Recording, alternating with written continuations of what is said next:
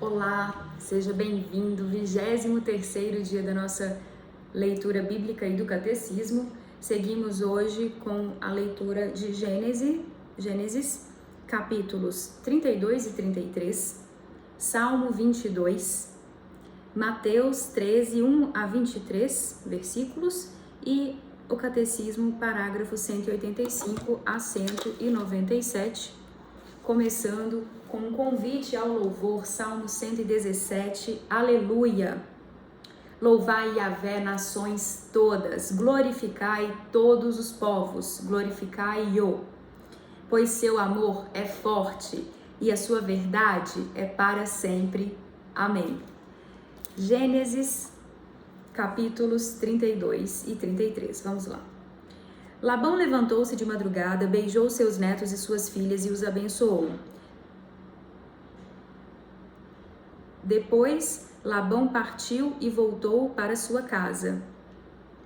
Como Jacó seguisse seu caminho, anjos de Deus o afrontaram. Vendo-os, disse Jacó: é o campo de Deus. E deu a esse lugar o nome de Maanaim. Jacó prepara seu reencontro com Esaú. Jacó enviou adiante dele mensageiros a seu irmão Esaú na terra de Seir, a estepe de Edom. Deu-lhes esta ordem: assim falareis a Esaú, meu senhor: eis a mensagem de teu servo Jacó. Habitei junto a Labão e ali fiquei até agora. Adquiri bois e jumentos, ovelhas, servos e servas. Quero dar a notícia a meu senhor para encontrar graça a seus olhos. Os mensageiros voltaram a Jacó dizendo: fomos a teu irmão Esaú, ele mesmo vem agora ao teu encontro e há 400 homens com ele. Jacó teve grande medo e sentiu-se angustiado. Então dividiu em 2 grupos os homens que estavam com ele, as ovelhas e os bois. Disse para consigo: se Esaú se dirigir para um dos bandos e o atacar, o outro bando poderá se salvar. Disse Jacó: Deus de meu pai Abraão e Deus de meu pai Isaque, Yahvé, que me ordenaste, retorna à tua terra e à tua pátria, e te farei bem. Eu sou indigno de todos os favores e de toda a bondade que tiveste para com teu servo. Eu não tinha senão meu cajado para atravessar este Jordão, e agora posso formar 2 bandos. Livra-me da mão de meu irmão Esaú, pois tenho medo dele, para que não venha matar-nos a mãe com os filhos. Foste tu, com efeito, que disseste: eu te acumularei de favores e tornarei a tua descendência como a areia do mar, que não se pode contar, de tão numerosa. E Jacó passou a noite naquele lugar. De tudo o que tinha, separou um presente para seu irmão Esaú: 200 cabras e 20 bodes, 200 ovelhas e 20 cordeiros, 30 camelas de leite, com seus filhotes, 40 vacas e 10 touros, 20 jumentas e 10 jumentinhos. Ele os confiou a seus servos, cada rebanho à parte, e disse a seus servos: ide adiante de mim e deixai espaço entre os rebanhos. Ao primeiro deu esta ordem: quando meu irmão Esaú te encontrar e te disser: de quem és, para onde vais, a quem pertence o que está adiante de ti, responderás: é de teu servo Jacó, é um presente enviado a Esaú, meu senhor, e ele mesmo chegará atrás de nós. Ele deu a mesma ordem ao segundo e ao terceiro, e a todos os que caminhavam atrás dos rebanhos. Eis, disse ele: como falareis a Esaú quando o encontrardes, e direis: teu servo Jacó, ele mesmo chegará atrás de nós. Com efeito, dizia ele para si mesmo: eu o aplacarei com o presente que me antecede. Em seguida me apresentarei a ele e talvez me conceda graça. O presente seguiu adiante e ele ficou aquela noite no campo. A luta com Deus. Naquela mesma noite, ele se levantou, tomou suas 2 mulheres, suas 2 servas, seus 11 filhos e passou o val do Jaboque.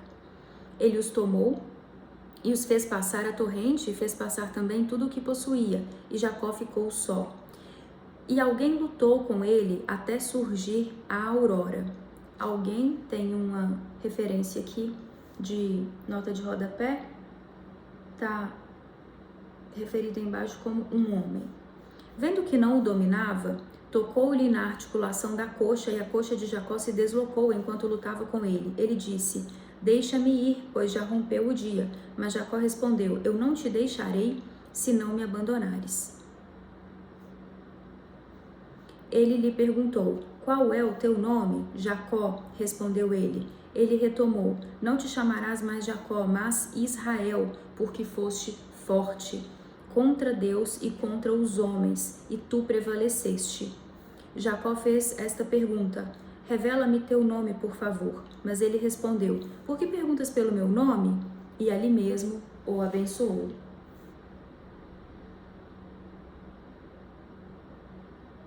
Eu já vi referência que cita isso aqui, essa luta de Jacó contra um anjo de Deus, né? Vou checar outras referências de outras traduções depois. Jacó deu a este lugar o nome de Fanuel, porque, disse ele, eu vi Deus face a face e a minha vida foi salva. Nascendo o sol, ele tinha passado Fanuel e manquejava de uma coxa. Por isso os israelitas até aqui não comem o nervo ciático que está na articulação da coxa, porque ele feriu Jacó na articulação da coxa, no nervo ciático. Não, perdão, ó, já corrigindo aqui na nota de rodapé tem isso, não é anjo não, é a luta dele contra o próprio Deus. Nesta narrativa misteriosa, tô lendo a nota de rodapé, tá? Nesta narrativa misteriosa, sem dúvida de tradição já vista, fala-se de luta física, um corpo a corpo com Deus, na qual Jacó parece primeiramente vencer. Quando reconhece o caráter sobrenatural de seu adversário, Jacó força-o a abandoná-lo. Mas o texto evita o nome de Yahvé e o agressor desconhecido recusa-se a dizer seu nome. O autor utiliza uma velha história para explicar o nome de Fanuel, face de Deus, e dar uma origem ao nome de Israel. Ao mesmo tempo, lhe confere um sentido religioso. O patriarca se agarra a Deus, força-o a abençoá-lo, criando uma obrigação de Deus para com os que usarão o nome de Israel.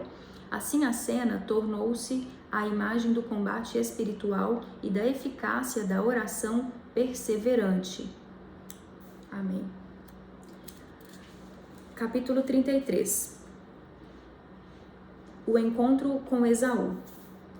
Erguendo os olhos, Jacó viu que chegava Esaú com 400 homens. Dividiu então as crianças entre Lia, Raquel e as duas servas. Colocou à frente as servas e seus filhos, mais atrás Lia e seus filhos, e por último Raquel e José.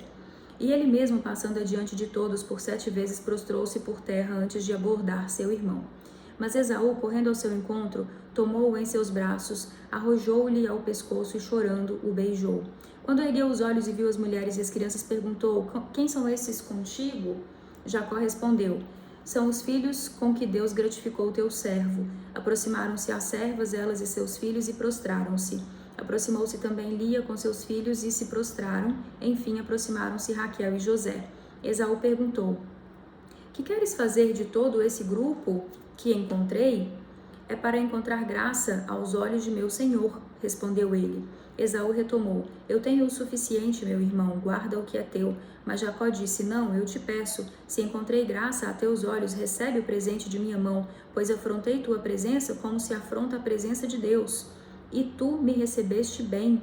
Aceita, pois, o presente que te ofereço, porque Deus me favoreceu e eu tenho tudo de que necessito. Instado, Esaú aceitou. Jacó separa-se de Esaú. Disse ele: tomemos o bando e partamos, eu caminharei na frente. Mas Jacó lhe respondeu: meu senhor sabe que as crianças são delicadas e que devo pensar nas ovelhas e vacas de leite. Se os forçar um só dia, todo o rebanho vai morrer. Que meu senhor parta, pois, adiante de seu servo. Quanto a mim, caminharei calmamente ao passo do rebanho que tenho diante de mim e ao passo das crianças, até chegar à casa de meu senhor em Seir. Então disse Esaú: deixarei contigo ao menos uma parte dos homens que me acompanham. Mas Jacó respondeu: por que isso? Basta-me encontrar graças aos olhos de meu senhor. Naquele dia Esaú retomou o caminho para Seir, mas Jacó partiu para Sucote, construiu uma casa e fez palhoças para seu rebanho. É por isso que se deu ao lugar o nome de Sucote. Chegada a Siquém, Jacó chegou são e salvo à cidade de Siquém, na terra de Canaã, quando voltou de Padã Arã, e acompanhou diante da cidade. Acampou diante da cidade. Aos filhos de Emor, pai de Siquém, comprou por 100 moedas de prata a parcela do campo em que erguera sua tenda, e lá erigiu um altar que chamou El, Deus de Israel. Amém. Gênesis 33 e 34. Agora, Salmo 22. Sofrimentos e esperanças do justo, do mestre de canto sobre a corça da manhã, Salmo de Davi. Meu Deus, por que me abandonaste, descuidado de me salvar, apesar das palavras de meu rugir?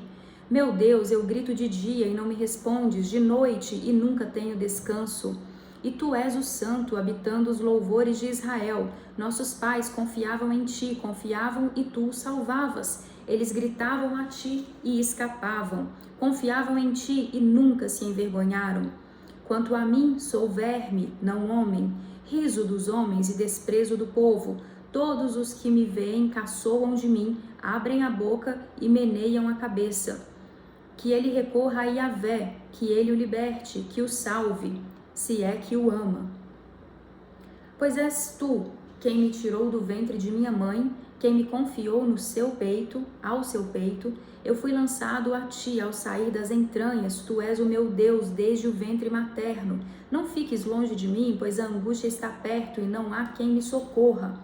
Cercam-me touros numerosos, touros fortes de Bazã me rodeiam. Escancaram sua boca contra mim como leão que dilacera e ruge.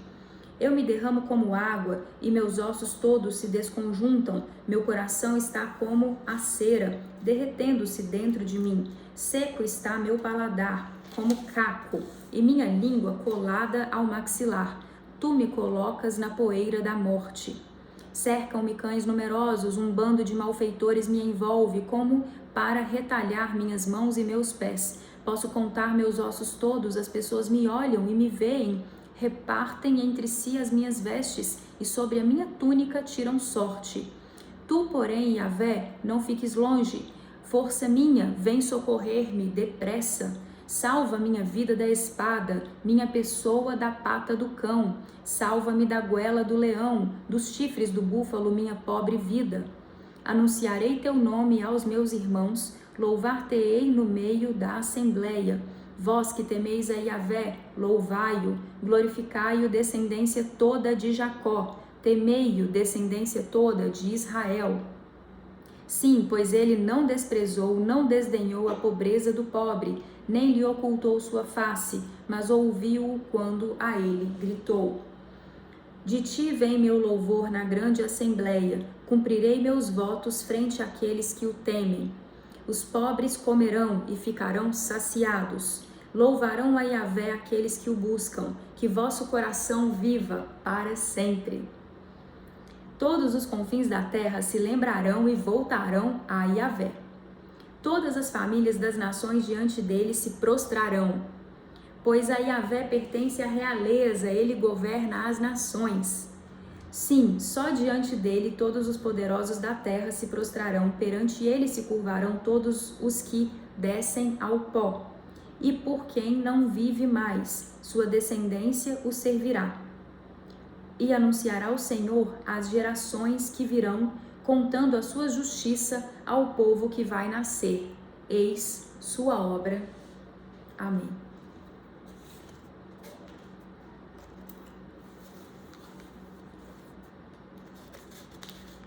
Agora, Mateus, capítulo 13, versículos 1 ao 23. Discurso das parábolas.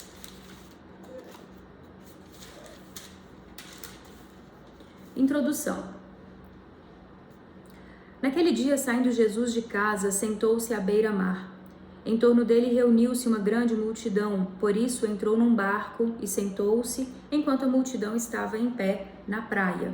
E disse-lhes muitas coisas em parábolas. Parábola do semeador. Ele dizia: Eis que o semeador saiu para semear. E ao semear, uma parte da semente caiu à beira do caminho, e as aves vieram e a comeram. Outra parte caiu em lugares pedregosos, onde não havia muita terra. Logo brotou, porque a terra era pouco profunda.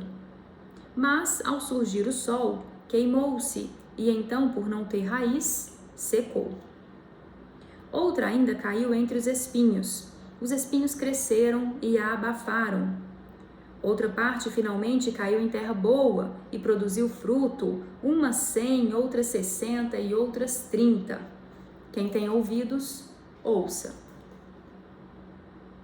Por que Jesus fala em parábolas? Aproximando-se os discípulos, perguntaram-lhe: por que lhes falas em parábolas? Jesus respondeu: porque a vós foi dado conhecer os mistérios do reino dos céus, mas a eles não.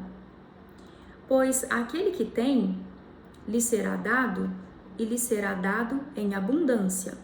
Mas ao que não tem, mesmo o que tem, lhe será tirado. É por isso que lhes falo em parábolas, porque veem sem ver e ouvem sem ouvir, nem entender.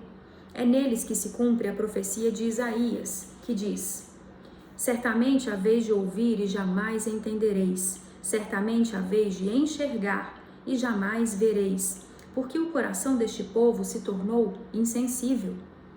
E eles ouviram de má vontade e fecharam os olhos, para não acontecer que vejam com os olhos e ouçam com os ouvidos e entendam com o coração e se convertam, e assim eu os cure.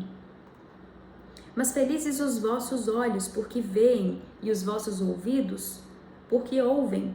Em verdade vos digo que muitos profetas e justos desejaram ver o que vedes e não viram, e ouvir o que ouvis e não ouviram.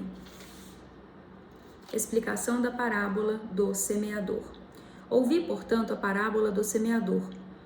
Alguém ouve a palavra do reino e não a entende? Vem o maligno e arrebata o que foi semeado no seu coração. Esse é o que foi semeado à beira do caminho. O que foi semeado em lugares pedregosos é aquele que ouve a palavra e a recebe imediatamente com alegria, mas não tem raiz em si mesmo. É de momento, quando surge uma tribulação ou uma perseguição por causa da palavra, logo sucumbe. O que foi semeado entre os espinhos é aquele que ouve a palavra, mas os cuidados do mundo e a sedução da riqueza sufocam a palavra e ela se torna infrutífera. O que foi semeado em terra boa é aquele que ouve a palavra e a entende. Este dá fruto, produzindo a razão de 100, de 60 e de 30. Primeiro trecho de Mateus, capítulo 13. E agora o catecismo, que a gente começa com o credo. E são duas orações, né? Duas versões, a símbolo dos apóstolos e a símbolo niceno-constantinopolitano.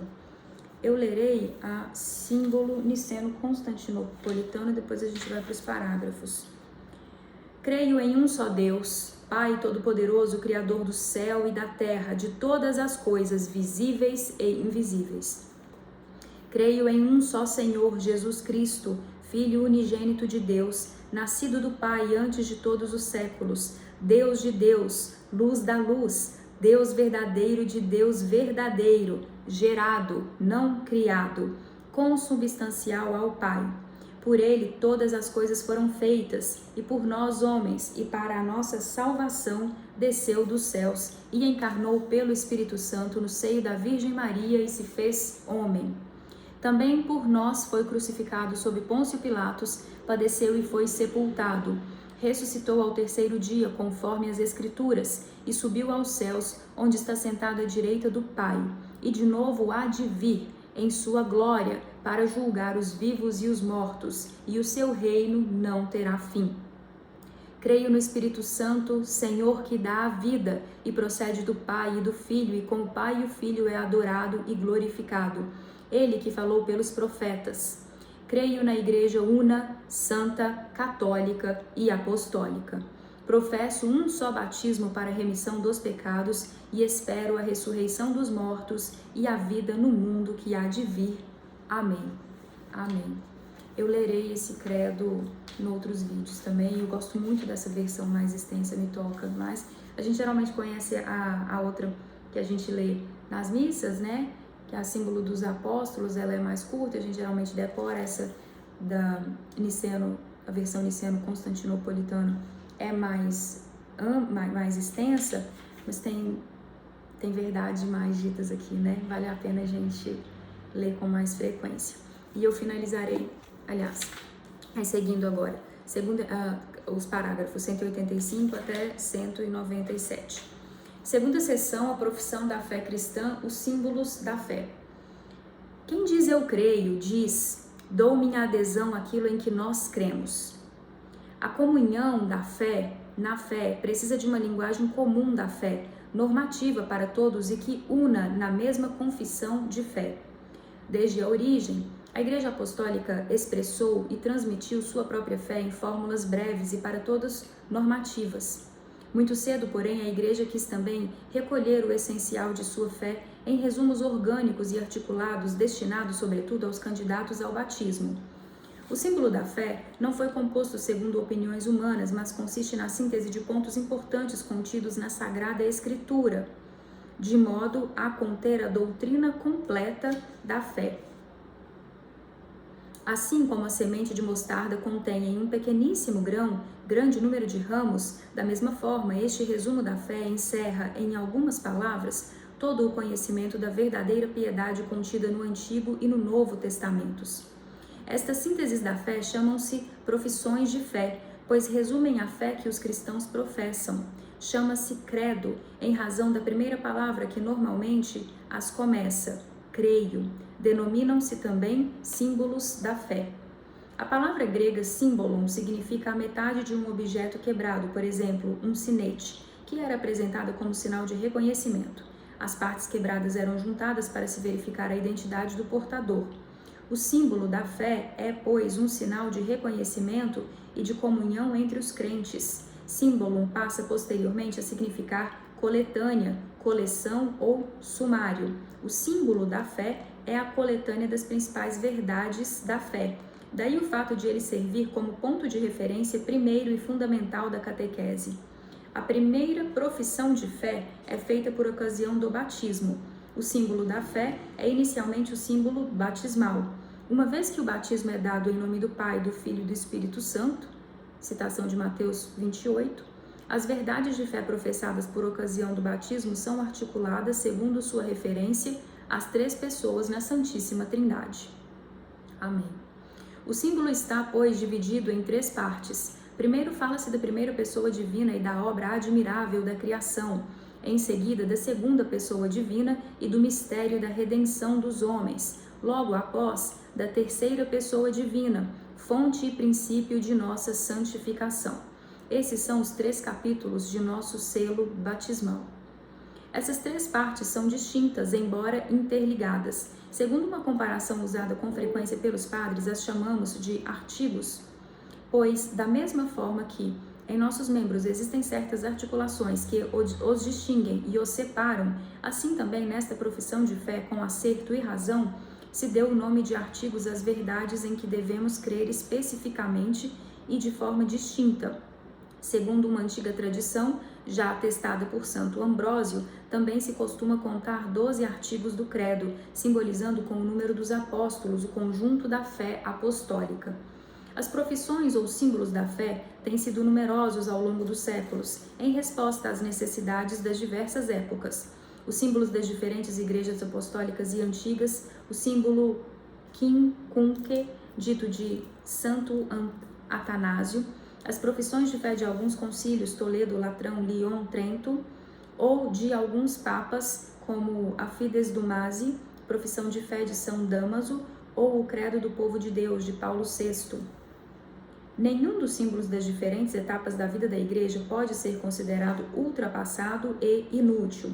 Eles nos ajudam a viver e a aprofundar hoje a fé de sempre, por meio dos diversos resumos que dela têm sido feitos. Entre todos os símbolos da fé, 2 ocupam um lugar muito particular na vida da Igreja.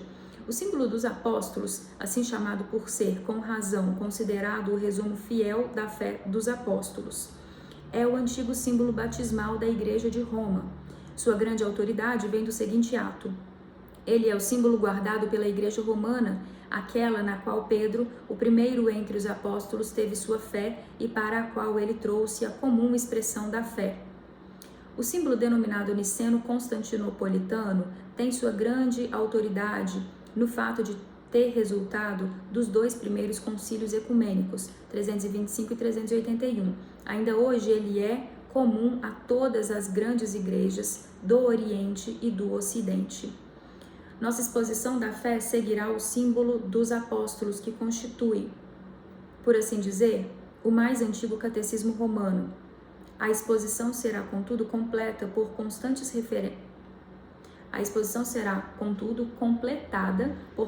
referências ao símbolo niceno-constantinopolitano, muitas vezes mais explícito e mais detalhado.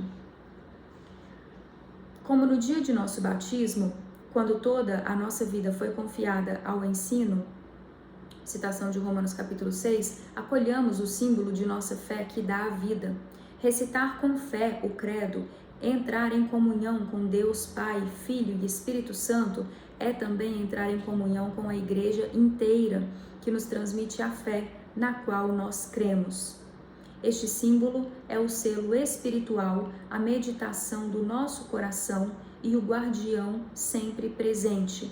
Ele é seguramente o tesouro que guardamos em nossa alma.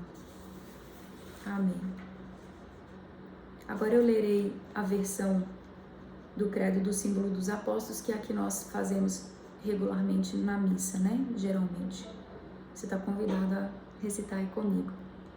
Creio em Deus, Pai Todo-Poderoso, Criador do céu e da terra, e em Jesus Cristo, seu único Filho, nosso Senhor, que foi concebido pelo poder do Espírito Santo, nasceu da Virgem Maria, padeceu sob Pôncio Pilatos, foi crucificado, morto, sepultado, desceu à mansão dos mortos, ressuscitou ao terceiro dia, subiu aos céus, onde está sentado à direita de Deus Pai Todo-Poderoso, donde há de vir a julgar os vivos e os mortos. Creio no Espírito Santo, na Santa Igreja Católica, na comunhão dos santos, na remissão dos pecados, na ressurreição da carne, na vida eterna. Amém. E finalizamos com o louvor ao nosso Deus. Aleluia, louvai Yahvé todas as nações, glorificai-o todos os povos, pois seu amor é forte e sua verdade é para sempre. Amém. Até a próxima. Graça e paz.